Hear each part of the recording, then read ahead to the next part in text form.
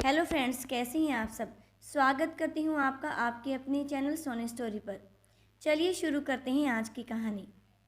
रसोई से कांच का ग्लास टूटने की आवाज़ सुनकर दादी माँ आस्था पर बुरी तरह बरस पड़ी। इतनी बड़ी हो गई है लेकिन सलीका नहीं आया। एक गिलास पानी लाने के लिए कहा तो ग्लास ही तोड़ दिया। कल को पराए घर जाएगी तो सब यही कहेंगे कि कुछ सिखाया नहीं, हमारी नाक कटाएगी क्या। दादी माँ, जानबूझकर तो तोड़ा नहीं है, गलती से टूट गया है। आस्था ने सफाई देते हुए कहा। अच्छा, एक तो ग्लास तोड़ दिया, ऊपर से जुबान चला रही है। सब पता चल जाएगा जब सास चोटी पकड़कर मारेगी। यह सुनकर आस्था रो पड़ी। हमेशा ही दादी माँ की यही चिक चिक रहती है।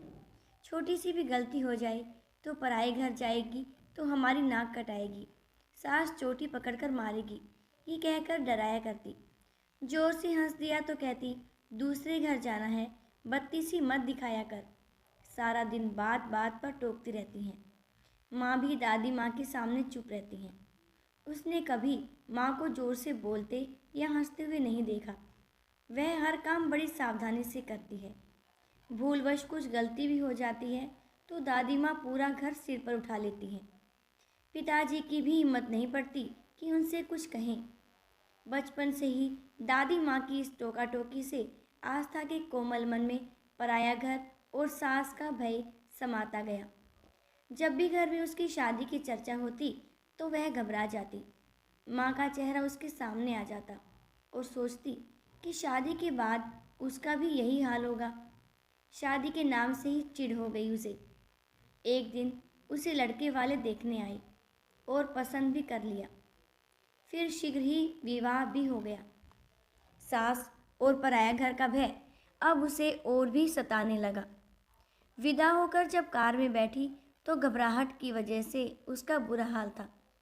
द्वार की रस्म के समय भी वह बुरी तरह कांप रही थी। उसको कांपते हुए देखकर बुआ सास ने कहा, क्या बात है बहू, तुम इतना कांप क्यों रही हो? क्या तबीयत खराब है तुम्हारी? अरे बुआ, आप समझती नहीं हो, हमारी भाभी जी को 104 डिग्री प्यार का बुखार चढ़ गया है, इसी वजह से कपकपा रही है। पीछे खड़े देवर अमन ने जब यह बात कही तो सब हंस पड़े, लेकिन आस्था को हंसी नहीं आई। सभी रस्में पूरी हो जाने के बाद उसे उसके कमरे में भेज दिया गया।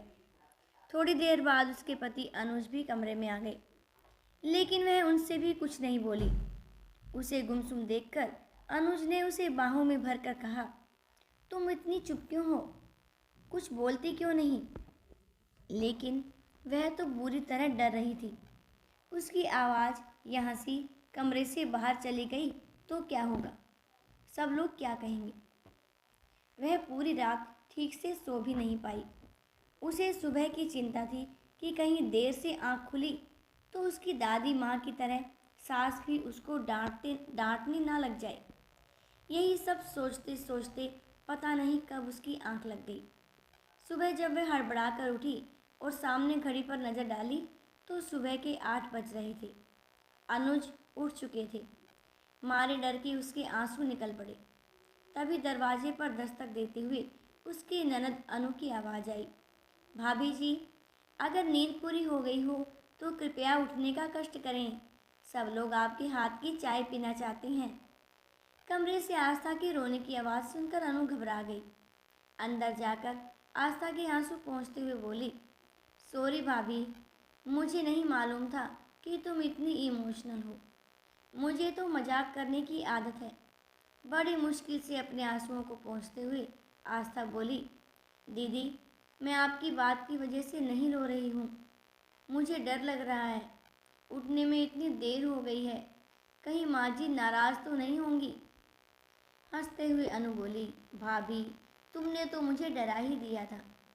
वैसे तो यहाँ सभी लोग जल्दी उठते हैं, लेकिन कभी कभार देर हो जाए तो कोई बात नहीं, लेकिन रविवार और छुट्टी वाले दिन सुबह खूब आराम से उठते हैं। आस्था नहा धोकर रसोई में चली गई और सबके लिए चाय बनाने लगी।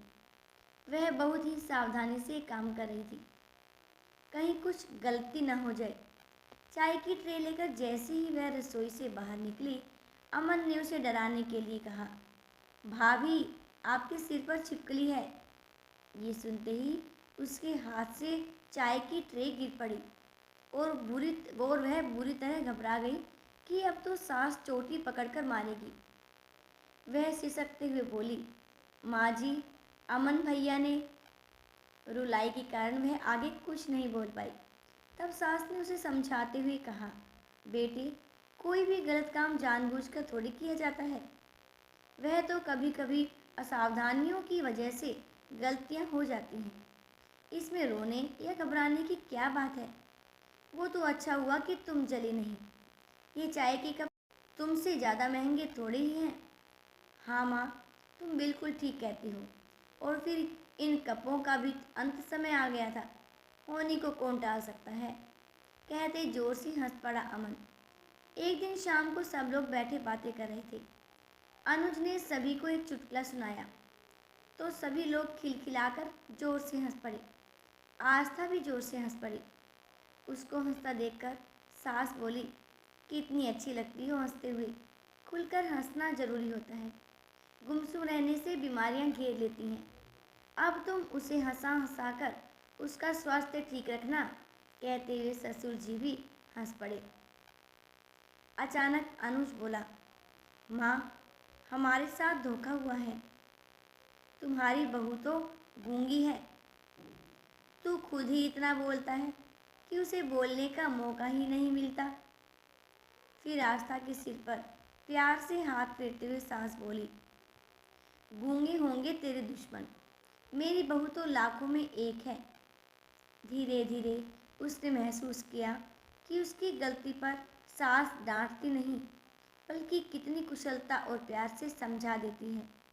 उसके अच्छे कामों की कितने खुले दिल से प्रशंसा करती है। भूलवश कुछ गलत हो भी जाए तो कभी कभी ऐसा भी होता है कहकर हंसा देती है और फिर बाद में प्यार से समझा भी देती है। धीरे धीरे आस्था के दिल से पराया घर और सास नाम का भय पूरी तरह खत्म हो गया। थोड़े दिनों बाद आस्था अपने पिताजी के साथ मायके आ गई। दादी माँ ने पिताजी से बहुत उत्सुकता से पूछा, ससुराल वाले इसकी कुछ शिकायत कर रहे थे क्या? पिताजी ने हंसते हुए बताया, नहीं तो, वह सब तो इसकी प्रशंसा कर रहे थे। सास तो कह रही थी कि इतनी अच्छी बहू तो नसीब वालों को ही मिलती है। वह तो इसे आने नहीं दे रही थी। कह रही थी कि इसके जाने से घर सूना हो जाएगा। सारे दिन हंसती खिलखिलाती रहती है। यह सुनकर दादी माँ आश्चर्य से आस्था को देखने लगी। आस्था दादी माँ के गले से लिपटकर रोने का नाटक करते हुए बोली, और हाँ, मेरी सास रोज चोटी पकड़कर मुझे मारती भी थी। ये सुनकर दादी माँ सहित माँ और पिताजी भी जोर से हंस पड़े।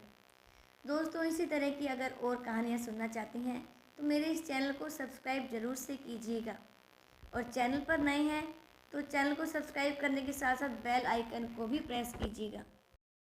आखिर तक मेरे साथ बने रहने के लिए आपका बहुत बहुत धन्यवाद।